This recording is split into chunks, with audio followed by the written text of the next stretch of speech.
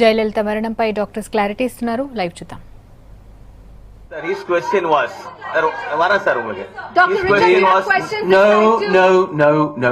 Now, I'm really not going to have a conference conducted in this fashion, please.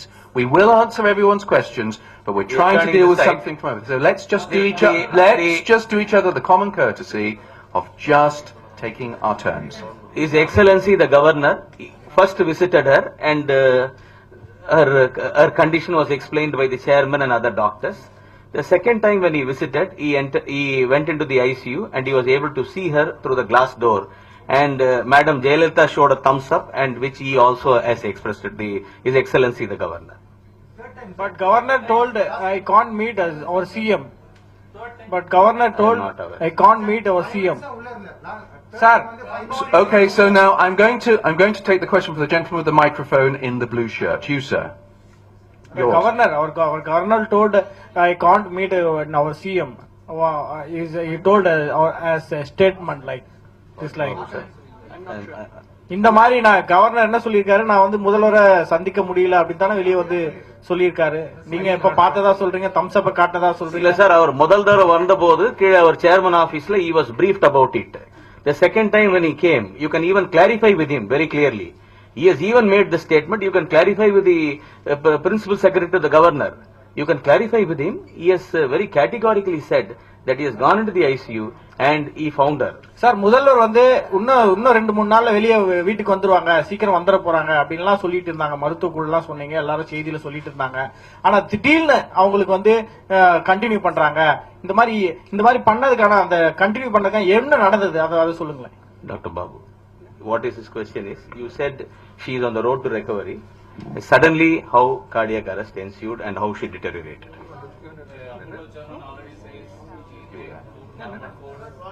Sambar சாதம் சாப்பிடுறாங்க, இட்லி சாப்பிடுறாங்க, சாம்பார்லாம் சாப்பிடுறாங்க. What he said is very true. She was sitting up in the bed, watching TV, eating taidu sadam, all that she did.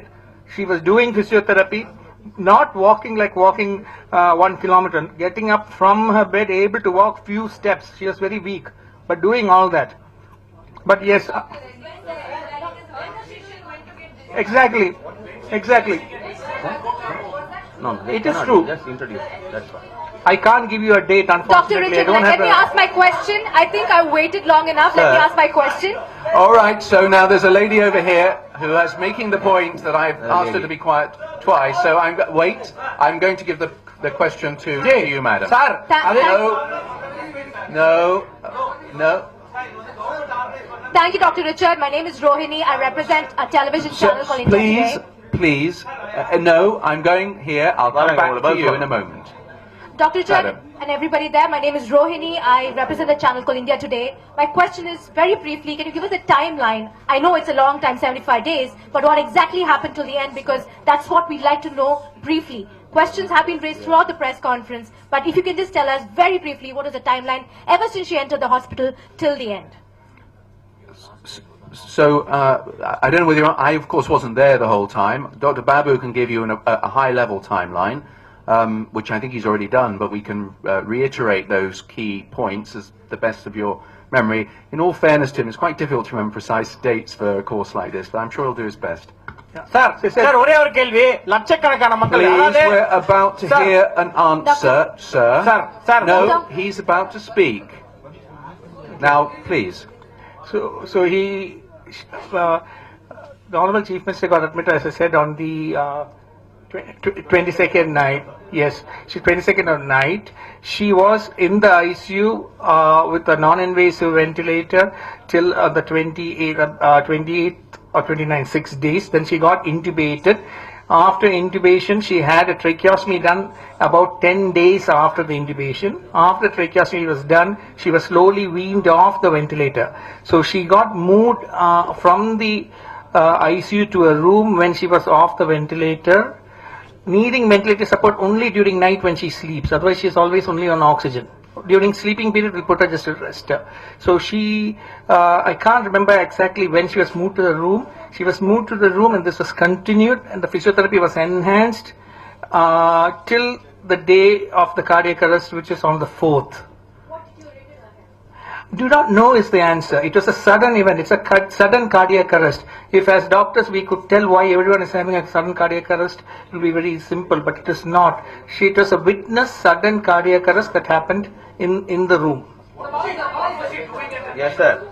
One cardiac arrest. You will have one cardiac arrest. Doctor, So, Balaji sir.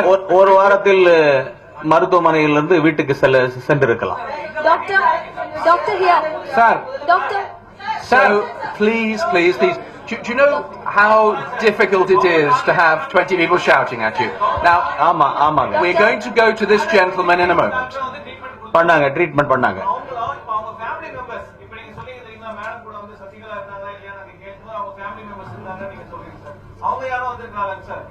So we'll just translate that question, please, so we know His what you said. question is, apart from you, apart from the government of Tamil Nadu, apart from Apollo doctors, there were expert opinion from AIMS specialists who had also come, whom you had also interacted.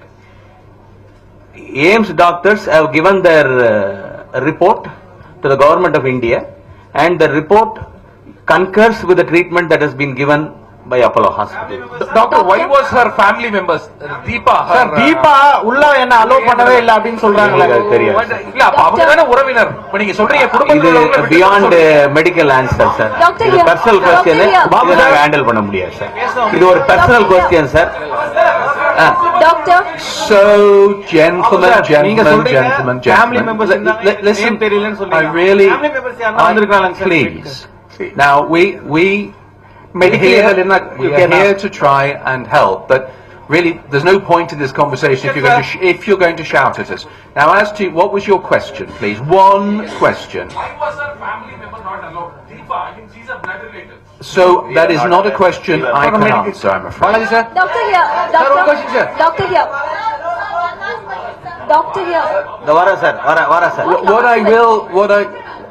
Not a question I can answer. Right. Yes, all right, madam.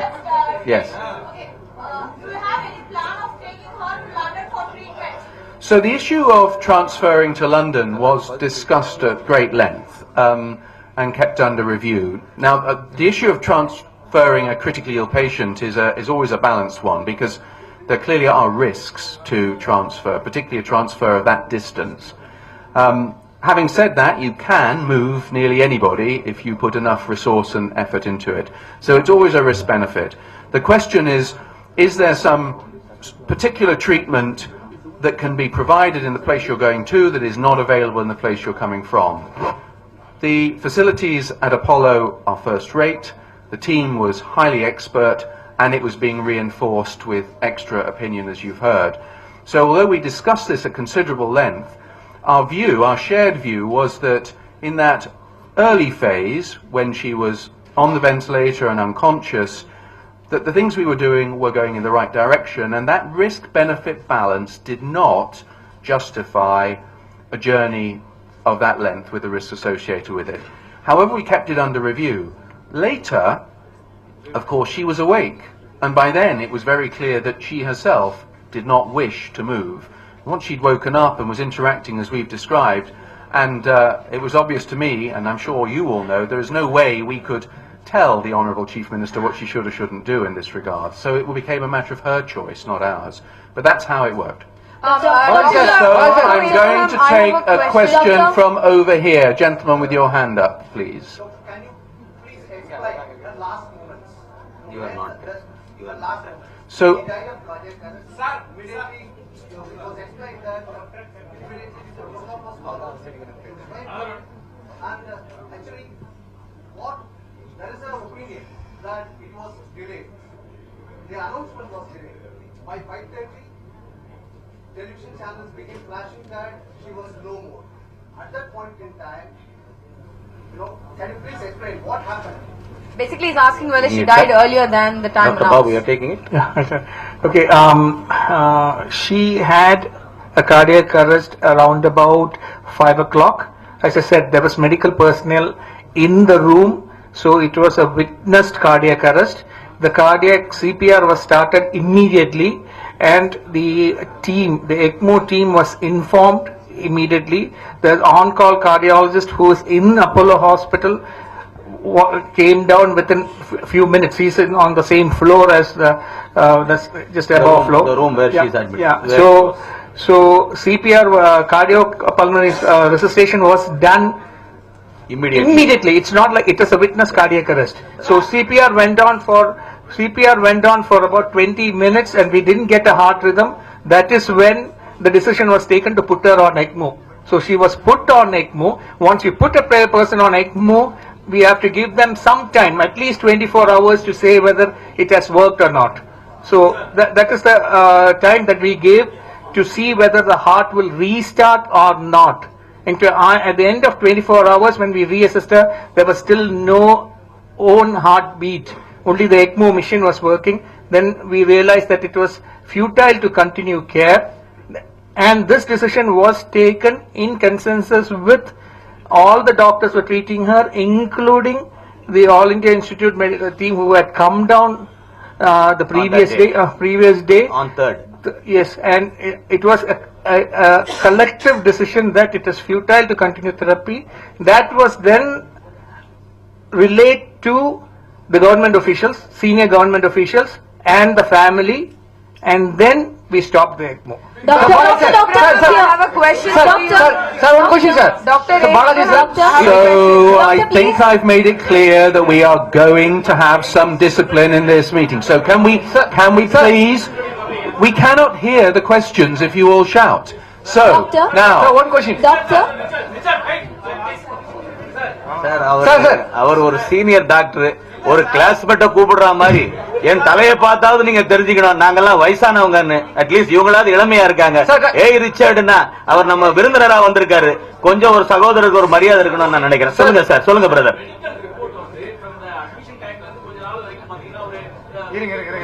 Sir இனிஷியலா அவங்க fever, dehydration தான் வந்தாங்க sir. அதுக்கப்புறம் there was progression of events in her. Sir இன்னைக்கு எல்லாரும் மருத்துவ குழு எல்லாம் சந்திக்கிறீங்க. அந்த ட்ரீட்மெண்ட் நடந்தப்போ எந்த டாக்டருமே யாரும் எந்த டீமும் என்ன நடக்குது ஏது நடக்குது சொல்லல. இன்னொன்னு லட்சக்கணக்கான மக்கள் அப்போலோ வாசல்லே காத்திருந்தாங்க. கோடிக்கணக்கான மக்கள் என்ன நடக்குதுன்னு தெரியாம இருந்தாங்க. ஆனா அவங்களுக்கு முறையாக இந்த மருத்துவ நிர்வாகமா இருந்தாலும் சரி, மருத்துவ குழுவாக இருந்தாலும் சரி, தமிழக அரசா இருந்தாலும் சரி, முறையாக நீங்க அதை நடந்துகிட்டீங்களா? அது மாதிரி பல கேள்விகள் இருக்கு.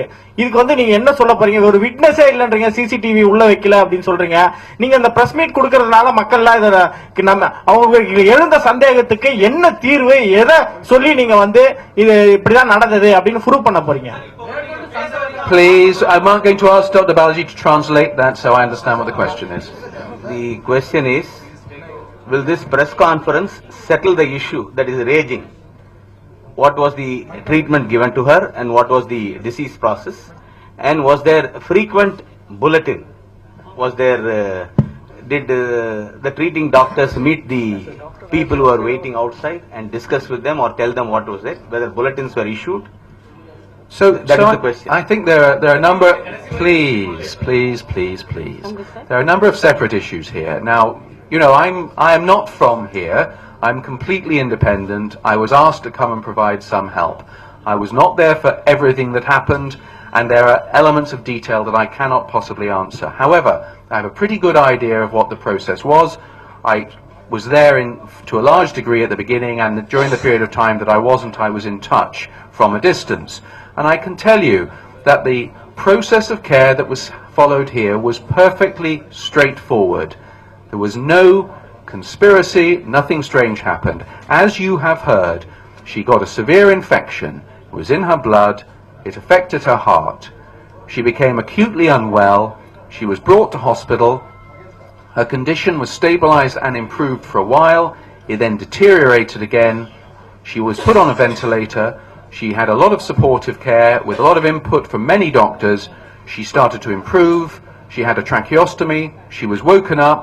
She continued to improve and have increasing physiotherapy and was doing well and looked as if she was recovering. And then she had an unexpected catastrophic cardiac arrest, as you have heard, and tragically died. That is what happened here. Doctor, one question. My question, Right, I'm going to take a question from the lady with the microphone, please. And will you just say who you are, please, madam?